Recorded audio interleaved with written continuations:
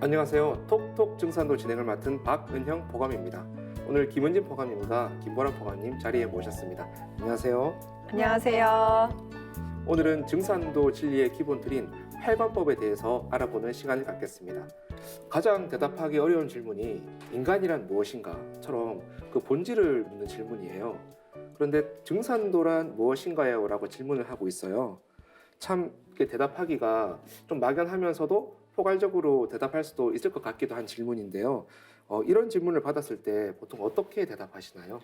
네, 저는 태상 종도사님께서 말씀해 주신 증산도의 정의가 참 가슴에 와닿는데요.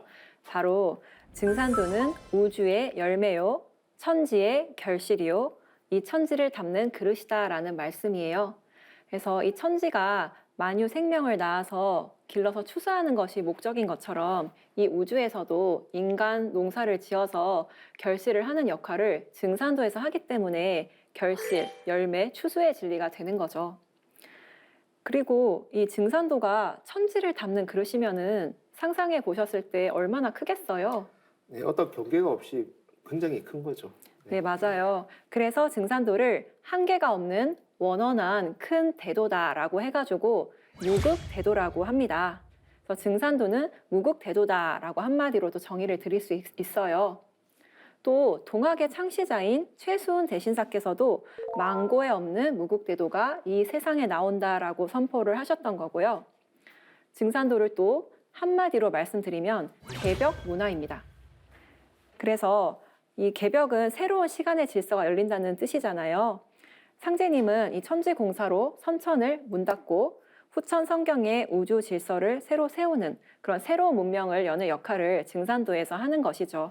네, 말씀 참 잘해주셨는데요. 그래도 증산도에 대해서 제대로 알려면 상제님 진리를 우선 바르게 아는 게 먼저겠죠?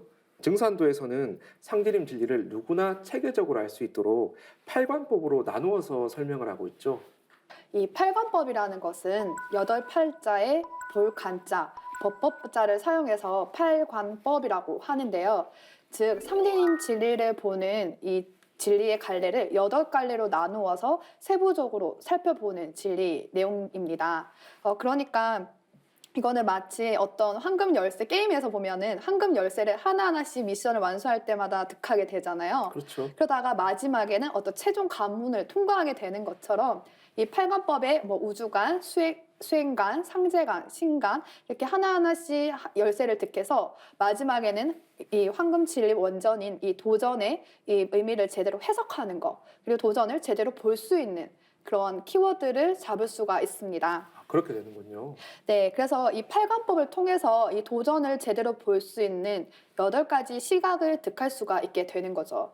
또한 이 상제님 진리는 한계가 없는 무극대도라고 말을 했잖아요. 그렇죠. 그러니까 이 스케일 자체가 정말 우주적이라는 거죠. 이걸 상제님 진리를 제대로 이해를 하려면, 증산도 진리를 제대로 이해하려면 최소한 8번 이 팔관법을 들어보셔야 합니다. 이거는 마치 우리가 이 퍼즐 게임을 보면은 이 퍼즐을 하나하나씩 이렇게 맞춰가지고 마지막에는 이렇게 퍼즐이 완성이 되는 것처럼 이 팔관법 진리의 묘미가 또 거기에 담겨져 있는 거거든요. 네, 듣고 보니까 팔관법이 정말 중요한 것 같은데요. 팔관법에는 어떤 종류가 있나요? 네, 팔관법을 우리가 도식화해가지고 X축, Y축으로 생각을 해보면 또 쉽게 이해하실 수가 있는데요. 이 Y축 꼭대기를 보시면은 이 우주를 다스리는, 주재하는 신이 있다. 그 절대자를 우리는 상제님이라고 부르죠. 그래서 팔관법의 이 가장 근본이 되는 제1법은 상제관이 됩니다. 그리고 이 Y축 상제관과 맞은편 음양짝이 되는 곳이 바로 이 Y축 끝에 있는 우주관인데요. 이 우주를 그러면은 상제님께서 어떤 법칙으로 다스리시냐, 이 우주는 어떤 이치에 의해서 둥글어 가냐라는 것을 우리는 우주관에서 깨달을 수 있습니다.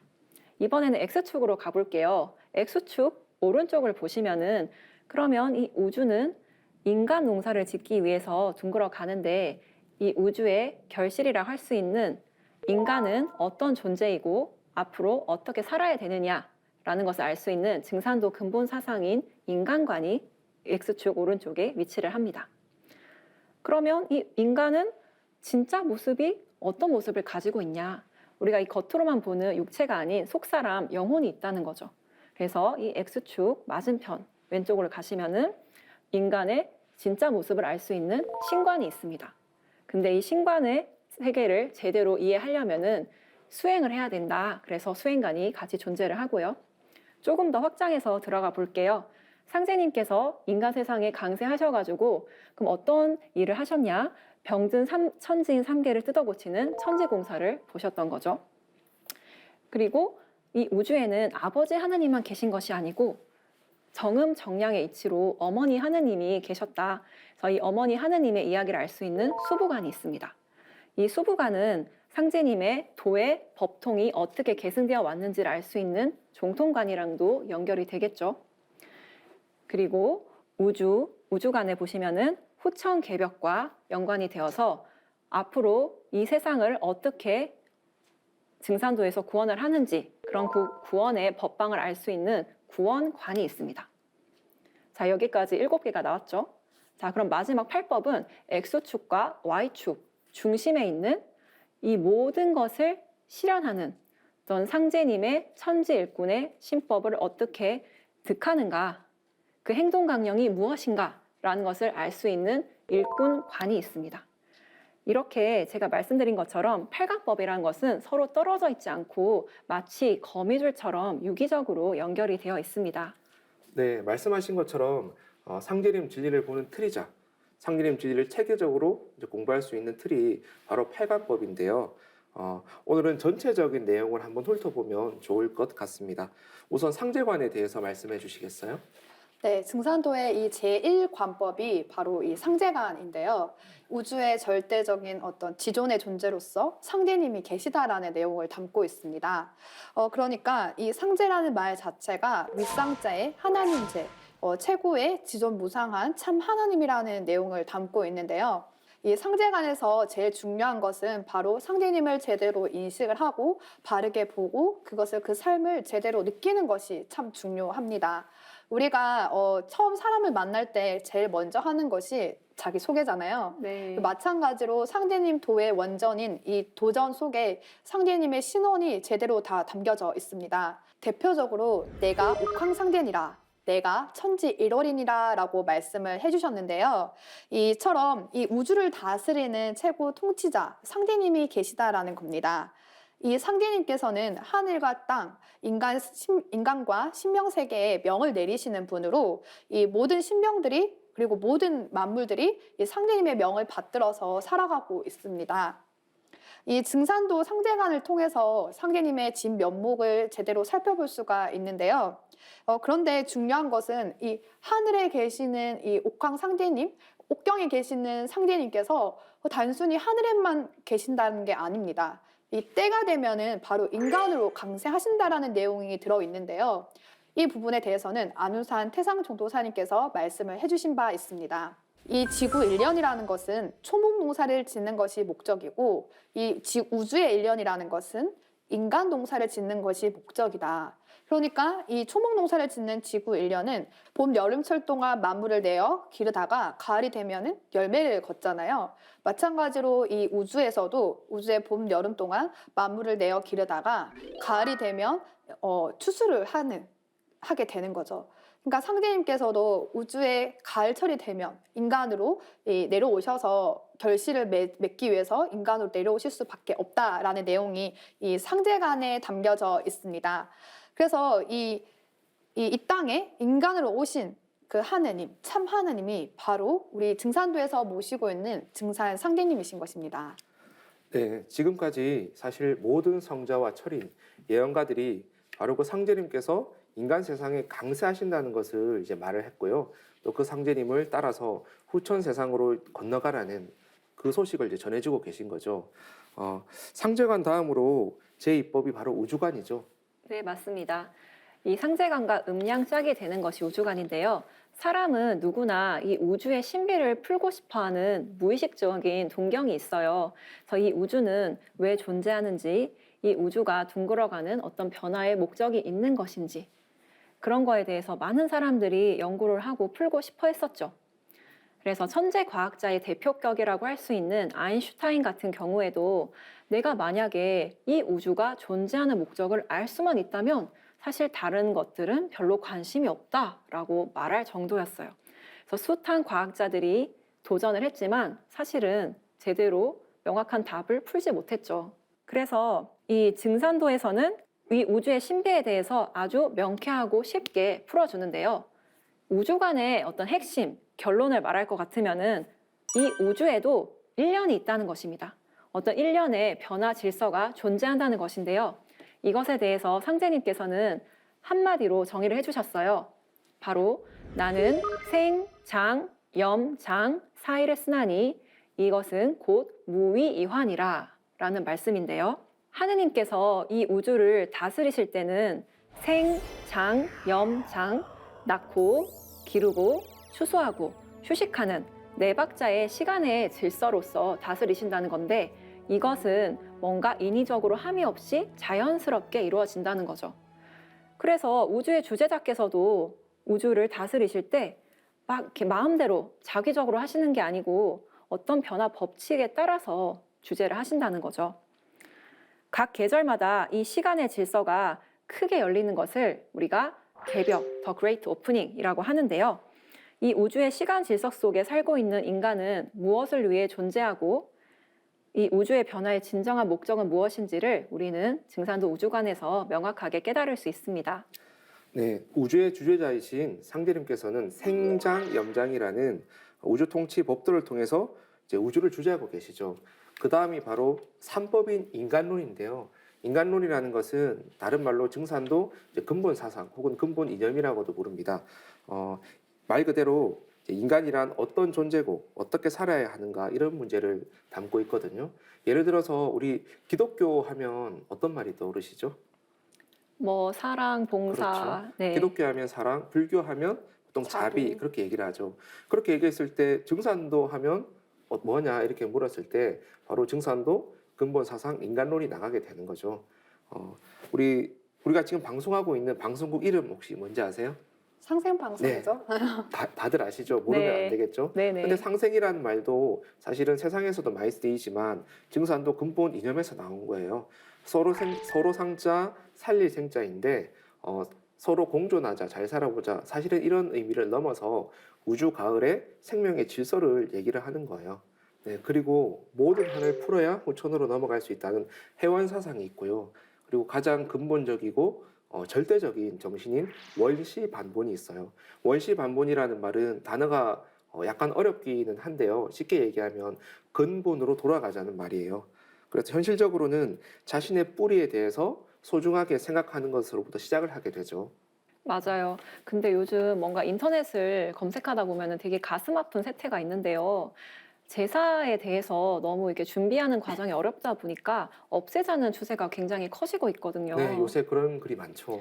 네. 근데 이거는 뭔가 이 제사라는 거에 대해서 조상님께서 진짜 오셔가지고 흠양을 하는 그런 부분에 대해서 전혀 모르는 그리고 뭔가 이제 인간은 죽으면 끝이라고 생각하는 진리적 무지 때문에 오는 거거든요. 근데 제사 지낼 때 보면 제사라는 말이 나와서 그러는데 이 제사를 지낼 때 조상님이 실제로 오신다라는 거거든요. 실제 서울의 한 대학교에서 이거를 가지고 실험을 해봤대요. 이 제사를 지내기 전과 지내고 난 후에 어떤 음식의 칼로리를 계산해봤더니 무려 60-70% 이상 이렇게 감소했다라는 연구 결과가 있어요. 네, 최근에 다이어트 하시는 우리 박은영 수포님에게 어떻게 보면 음복을 하는 거는 이렇게 참 중요하다고 생각을 합니다. 좋은 정보 감사드립니다. 네, 맞아요. 그래서 우리가 뭐 제사밥 3년이면 피골이 상접하다라는 그런 속담도 있는데요. 조상님을 우리가 이제 내가 식물이다라고 했을 때 어떤 부분에 해당될까요? 조상님. 뿌리겠죠. 그렇죠. 아마도. 네. 내가 생겨난 근본이니까 뿌리가 되겠죠. 근데 우리는 뿌리가 튼튼해야지만 줄기도 잘 뻗고 열매를 잘 맺잖아요. 그래서 이 상제님께서도 부모님을 하늘 땅같이 섬기라라고 말씀해 주시면서 사람이 조상에게서 몸을 받은 은혜로 조상 제사를 지내는 것은 천지의 덕에 합한다고라고도 말씀해 주셨어요. 지금은 저희가 역사 왜곡 때문에 많이 잃어버렸지만 한민족은 옛부터 상제님과 천지 신명을 함께 받들어 온 어떤 인류의 제사 문화의 본 고향이거든요. 그래서 나의 생명의 뿌리이신 조상님과 상제님을 잘 받드는 이 제사 문화를 제발 등한시하지 마시고 꼭 이렇게 잘 지켜갔으면 좋겠다는 저의 바람이 있습니다. 네, 제사 문화 정말 소중한 우리나라 전통 이제 문화인데요. 그러고 보니까 김보람 포가님께서도 어릴 때부터 이제 신의 세계와 제사에 대해서 관심이 많다고 하셨죠. 네, 저희가 집안 자체에서 어릴 적부터 제사를 참 많이 지냈었는데요. 그러다 보니까 이 제사를 왜 지내야 되는 거지? 신이랑 과연 있는가? 없는가? 이런 거에 대해서 초등학교 때 저희 남동생과 대화를 나눈 기억도 나요. 실제 저희 동생께서는 뭐 단호하게 막 없다 이렇게 아니 저보다 어린데 막 그런 말을 그럴 수 있죠. 네, 그런 말 하더라고요. 그러다가 이제 고등학교 때 시청 앞에서 봤던 패널이 조상 제사는 왜 지내야 하는가였습니다. 그래서 그때 봤던 제 도전 손구 말씀이 아직도 기억이 나는데요. 바로 도전 2편 118장 말씀입니다. 사람에게는 혼과 넋이 있어 혼은 하늘에 올라가 신이 되어 제사를 받다가 사대가 지나면 그 신이 영도되고 혹 선도된다라는 말씀이 있습니다. 네, 여기서 왜 우리가 조상 제사를 4대나 지내야 하는지 그리고 사람이 죽고 난 다음에는 어떠하게 되는지에 대해서 너무나도 간명하고 명쾌하게 밝혀놓고 계십니다. 실제로 사람은 누구나 죽으면 신이 된다라고 말씀을 하셨는데요. 이 신이란 과연 뭐냐는 거죠. 이 신의 존재는 어떠한 속성을 가졌냐, 바로 밝다는 겁니다. 그러니까 명한 존재다라는 거죠. 그래서 이 둘을 합쳐서 신명이라고 부르게 되는 겁니다. 또한 이 신명을 우리가 또 다른 말로 표현을 하면 귀신이라고 또 표현을 하게 되죠. 그래서 이에 대해서 우리 태상종도사님께서는 너무나도 간명하게 밝혀놓은 부분이 있습니다. 함께 그 말씀을 잠깐 살펴볼게요. 인간은 육체가 있는 사람이고 신명은 육체가 없는 사람이다라고 말씀을 해주셨는데요. 그러니까 신명과 이 인간의 사람의 차이라는 것은 이 육체가 있고 없고의 차이라는 거죠. 정말 이해하기 쉬운 말씀이시네요. 네, 너무나도 명쾌한 말씀입니다. 이뿐만 아니라 우리가 살아가고 있는 이 모든 사물 속에는 다 신이 깃들어져 있습니다. 이 점이 바로 증산도 신간의 위대한 점이 바로 담겨져 있는 건데요. 신에 대한 모든 허구성을 다 깨부셔주는 거죠. 우리 박은영 MC님께서 자주 부르시는 오연준의 바람의 빛깔 노래를 한번 살펴보면요. 그 노래가 좋더라고요. 네. 거기도 보면은 산도 바람도 나무도 다 신이 있다라는 겁니다. 그러니까 산에는 산신이 있고요. 나무에는 나무신이 있고 바람은 바람신이 있다라는 겁니다. 그러니까 우리가 함께 생활하고 있는 이 생활 곳곳에는 다 신과 함께 살아가고 있다라는 거죠. 이처럼 증산도의 신간보다 더 종합적이고 보편적인 신간이 나올 수가 없어요. 또한 이런 부분에 대해서는 상제님께서 도전 4편 62장에 정확하게 말씀을 해주시고 계십니다. 천지간에 가득 찬 것이 신이니 풀이 파나라도 신이 떠나면 마르고 흙 바른 벽이라도 신이 떠나면 무너지고 손톱 밑에 가시 하나 드는 것도 신이 들어서 되느니라. 신이 없는 곳이 없고 신이 하지 않는 일이 없느니라 라고 말씀을 해주셨는데요. 우리 최근에 가장 핫한 영화 중 하나가 바로 신과 함께라는 영화가 있었죠. 네, 저도 봤어요. 네, 네, 너무나도 저도요. 재밌었는데요. 네. 네, 이 바로 신과 함께 살았던 민족, 바로 우리 한민족이 아닌가라는 생각이 듭니다. 그래서 이 신의 세계는 참 신비로운 영역인데요. 만약에 이 신의 세계를 직접 체험해 볼 수 있는 방법이 있다면 누구라도 해보고 싶겠죠. 네, 맞아요. 그와 관련돼서 되게 연구도 활발하게 이루어지는 걸로 알고 있습니다. 네, 맞아요. 그래서 한번 비유를 들어보면은 우리가 살고 있는 이 3차원의 세상이 이 손바닥이라고 비유를 하면요.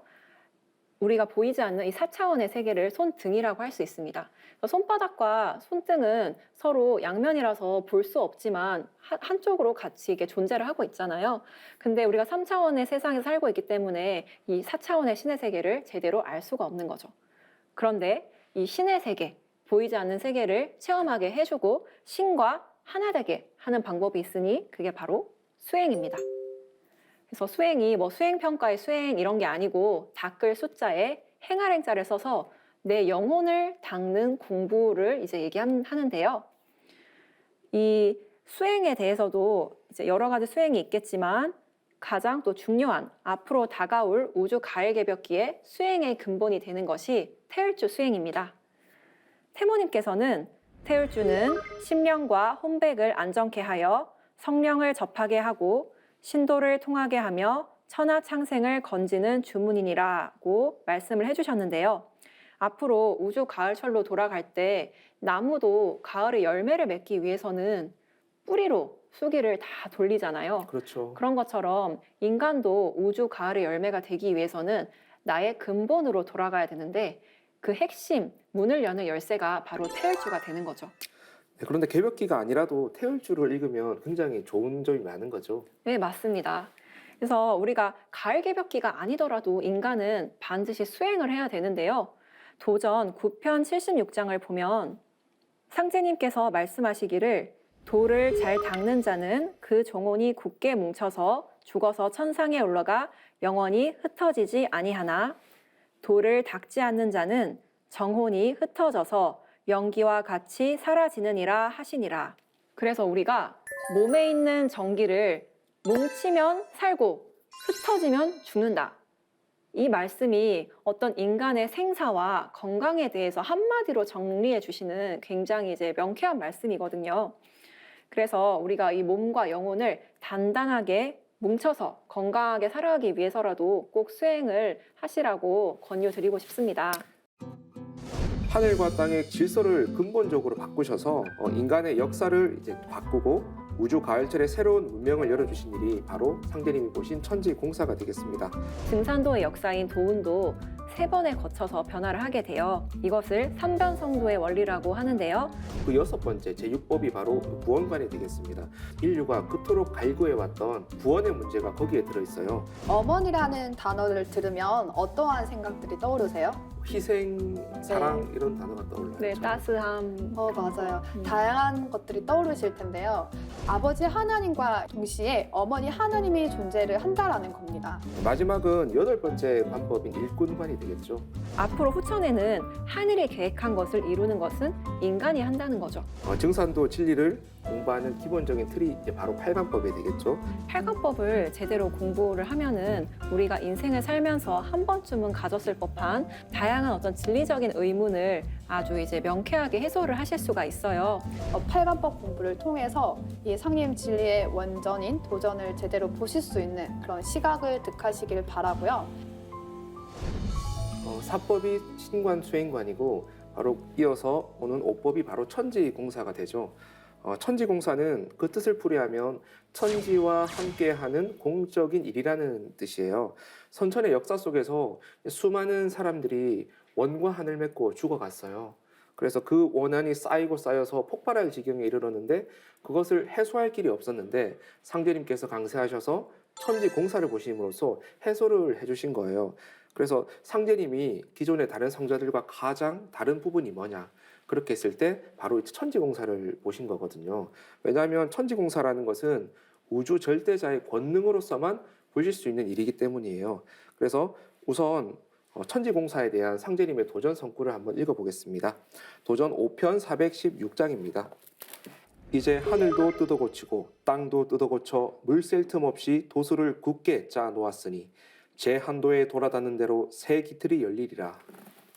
네, 이 말씀대로 하늘과 땅의 질서를 근본적으로 바꾸셔서 인간의 역사를 이제 바꾸고 우주 가을철에 새로운 문명을 열어주신 일이 바로 상제님이 보신 천지공사가 되겠습니다.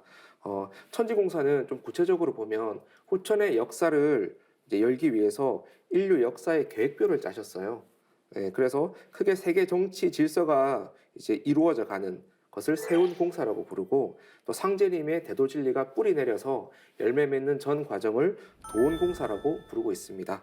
예, 세운공사를 조금 더 구체적으로 살펴보면 상제님이 강세하신 한반도를 중심으로 해서 5신선이 바둑을 두는 형국으로 말씀을 하셨거든요.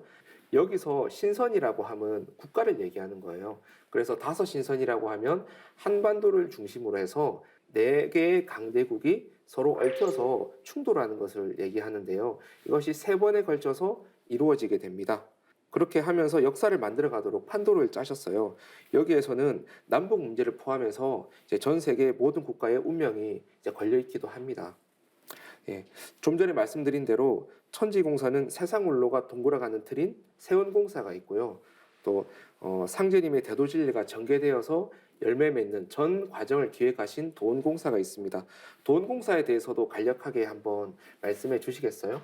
네, 도원공사는 증산도가 이 세상에 뿌리 내리게 된 어떤 과정, 증산도의 역사라고 할 수 있는데요.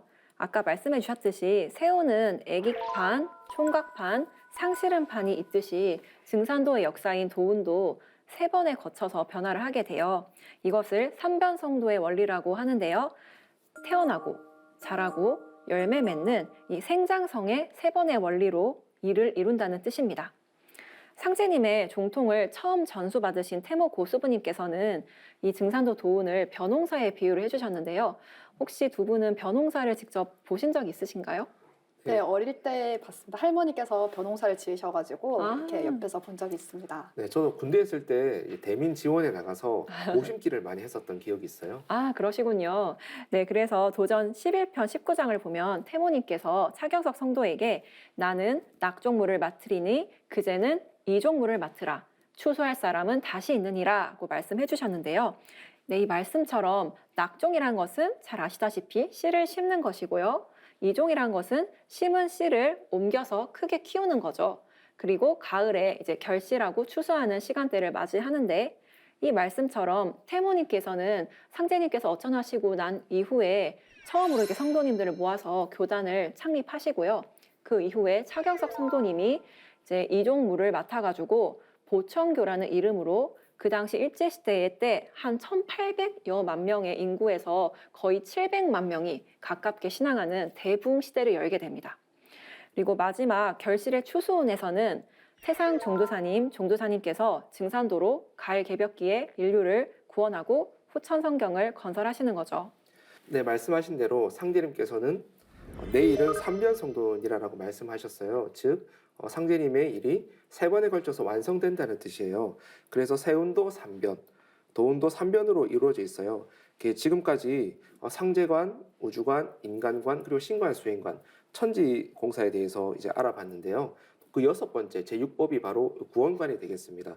구원관은 말 그대로 이제 인류가 그토록 갈구해왔던 구원의 문제가 거기에 들어있어요. 또 종교의 주제이기도 하죠. 구원이라고 하면. 그리고 구체적으로는 개벽의 실제 상황에서 인류가 어떻게 구원이 되는가 그 부분을 다룬 게 바로 구원관이 되겠습니다. 상제님께서 이제 우주의 여름에서 가을로 인류가 넘어갈 수 있도록 하시기 위해서 인간으로 강사하셔서 천지 공사를 보셨어요. 하지만 전 인류가 정말 아무 문제 없이 후천으로 넘어가면 너무 좋겠죠. 하지만 관문을 넘어야 되게 돼 있습니다. 그 관문이 바로 개벽이라는 거예요. 개벽. 영어로는 이제 Great Opening이라고 하는데요. 열개자 열벽자예요. 그래서 새로운 세상이 이제 열린다는 건데요. 새로운 세상이 열리려면 정말로 뭔가를 극복을 해야 되는 그런 문제가 있는 거예요. 그게 바로 이제 개벽의 실제 상황입니다. 그래서 그 상황이 어떻게 펼쳐지며 거기에서 증산도에서는 어떻게 그것을 극복을 해서 우천으로 넘어가는가 그 부분을 명쾌하게 가르쳐주고 있습니다. 그 속에서 증산도에서 말하는 구원의 핵심이 들어있게 되는 것입니다. 그리고 바로 7법이 수부관이죠. 네, 혹시 어머니라는 단어를 들으면 어떠한 생각들이 떠오르세요? 희생, 사랑 이런 단어가 떠올라요. 네, 저는. 따스함. 그런 맞아요. 거. 다양한 것들이 떠오르실 텐데요. 그러니까 우리 천지의 모든 어머니들은 바로 자식에게 뭔가를 받으려고 사랑을 주는 게 아니라는 거죠. 그냥 하염없이 다 내어주는 존재가 바로 어머니라는 존재라는 겁니다. 네. 그래서 증산도에서 모시고 있는 어머니는 이 만유 생명의 대어머니이십니다. 이에 대해서 도전 11편에 잘 나타나 있는데요. 11편 1장을 한번 살펴보도록 하겠습니다. 태모 고 수부님은 업조 창생의 생명의 어머니이시니라.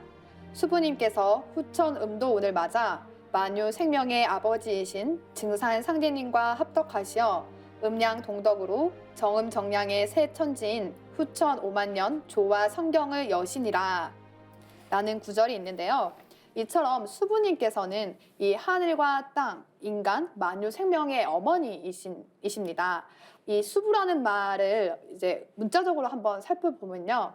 머리 숫자, 지엄이 부자를 사용을 합니다. 그래서 무생명의 어머니, 아버지 하나님과 음양짝으로 존재하시는 분, 또한 상제님의 반려자 되시는 분이 바로 수부님이신 거죠. 우리가 가정에서도 아버지가 있듯이 어머니가 있잖아요. 그렇죠. 네, 이 마찬가지로 이 우주에도 아버지 하나님과 동시에 어머니 하나님이 존재를 한다라는 겁니다.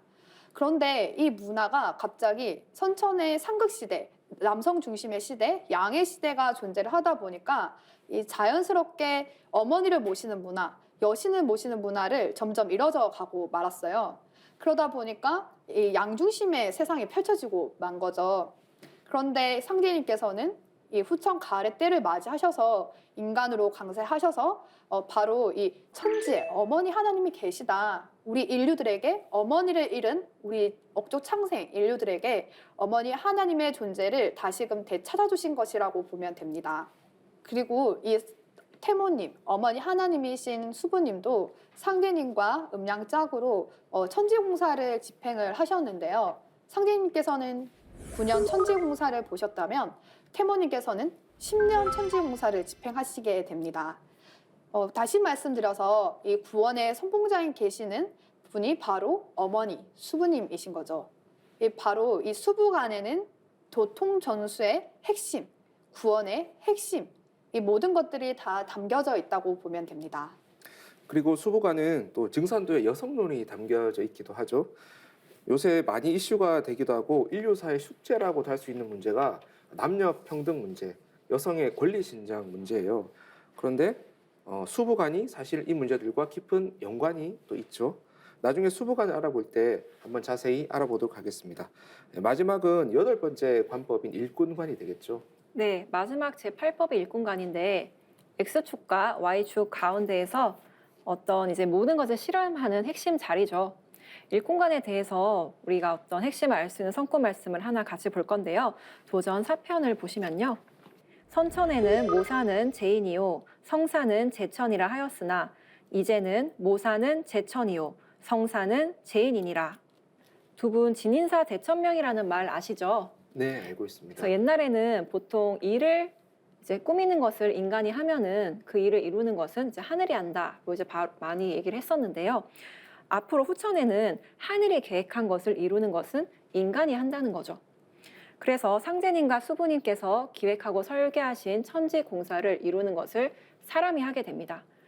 이렇게 상제님과 태모님의 천지 사업을 이루는 사람들을 상제님께서는 일꾼이라고 하셨는데요. 네, 그러면 증산도에서는 상제님, 태모님을 신앙을 하는 게 그것만이 목적이 아니라 일꾼이 되어서 실제로 이제 상제님, 태모님이 일을 실현하는 게 그것이 목적이 되겠군요. 맞아요.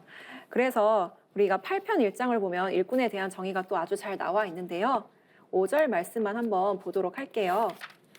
일꾼은 천지 1월 사체의 도맥과 정신을 이어받아 천지 대업을 개척하여 후천 성경 세계를 건설하는 자이니라.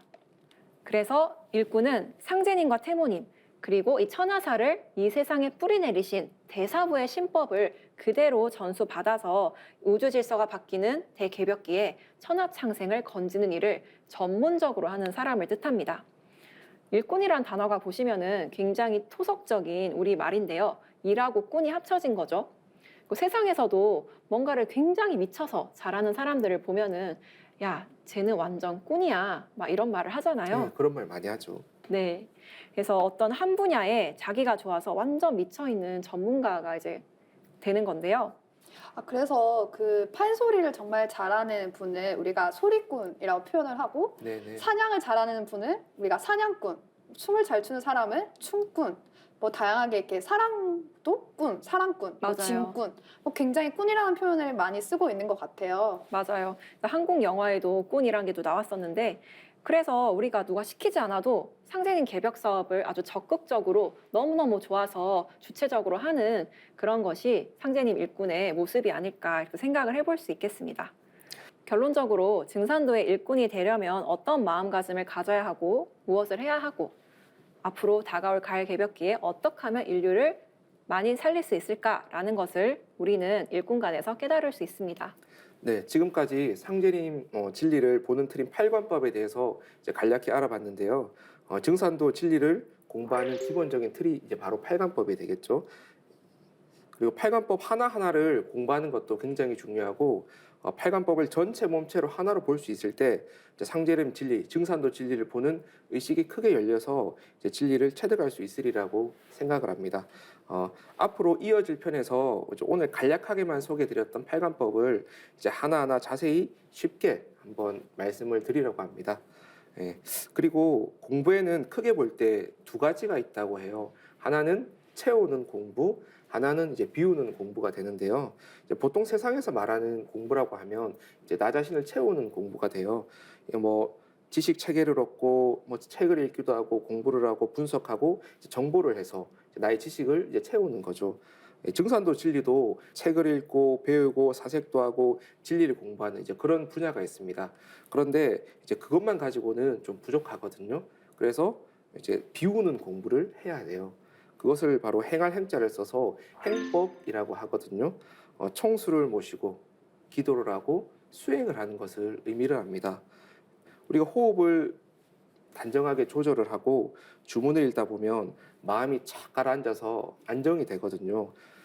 그리고 이제 눈을 지그시 감고 우리들을 옥죄이고 있는 여러 가지 잡념들, 그런 사념들을 이제 비워내는 거예요. 그런 수행을 통해서 나를 비워가는 공부를 해야 진리에 가까워지고 몸과 마음이 훨씬 더 건강해지는 거예요. 네, 요즘 세상에는 워낙 정보가 많이 들어오고 복잡하잖아요. 그래서 그렇죠. 비우는 공부가 정말 중요한 것 같아요. 네, 현대 세상에 더 중요한 것 같습니다. 비우는 공부가. 네, 이런 채우는 공부와 비우는 공부를 통해서 진리를 체득한 후에 또 해야 되는 일이 있죠. 상제님이 가을 천지를 여시기 위해서 인간으로 오셨다는 그 소식과 그리고 앞으로 후천 가을로 건너갈 수 있기 위해서는 상제님이 내려주신 이 대도를 받아들여야 된다는 것을 그 소식을 현대에 살고 있는 이제 인류에게 전하는 것이 우리 모두의 사명이고 또 인류의 사명이라고 볼 수가 있겠습니다.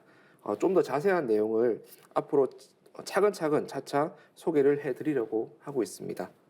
네, 오늘 함께 하면서 가을 천지를 맞이한 인류가 상제님께서 열어주신 상생의 다리를 타고서 후천 가을로 건너갈 수 있다는 것을 오늘 알 수가 있었습니다. 네, 오늘 8관법을 통해서 이제 증산도 진리의 전체적인 틀을 간략하게나마 알아봤는데요. 오늘 함께 공부해 보신 소감은 좀 어떠셨나요? 네, 오늘은 전체적으로 8관법이 어떻게 구성이 되어 있는지를 살펴보는 시간을 가졌는데요. 8관법을 제대로 공부를 하면은 우리가 인생을 살면서 한 번쯤은 가졌을 법한 정말 신은 있는 건지, 이 우주는 왜 존재하는 건지, 사람은 죽으면 어떻게 되는 건지, 내 인생의 목적은 뭐지? 등등등 다양한 어떤 진리적인 의문을 아주 이제 명쾌하게 해소를 하실 수가 있어요. 그래서 앞으로 하나하나씩 깊게 살펴보면서 알면 알수록 정말 재밌고 맛있는 진리가 기다리고 있으니까요. 앞으로 계속 함께 하는 시간 가졌으면 좋겠습니다. 네, 김보라 포감님. 살면서 꼭 한 번쯤 품어봤을 이야기, 저희가 처음에 얘기 드렸던 신은 과연 있는 것인가? 제사를 왜 지내야 하는가? 이 모든 의문의 해소를 이 8관법 진리로서 해결할 수가 있었는데요. 마찬가지로 여러분들도 8관법 공부를 통해서 이 상림 진리의 원전인 도전을 제대로 보실 수 있는 그런 시각을 득하시길 바라고요. 또한 이 일을 통해서 내가 왜 태어났고 정말 죽은 이후에 세상은 어떻게 되는지에 대해서 알아보시는 그런 계기가 되었으면 좋겠습니다. 네, 그럼 다음 시간부터는 상제림 대도진리의 근본 틀인 8관법을 하나하나 살펴보면서 상제림 진리를 공부해 나가도록 하겠습니다. 지금까지 시청해주신 시청자 여러분 감사합니다.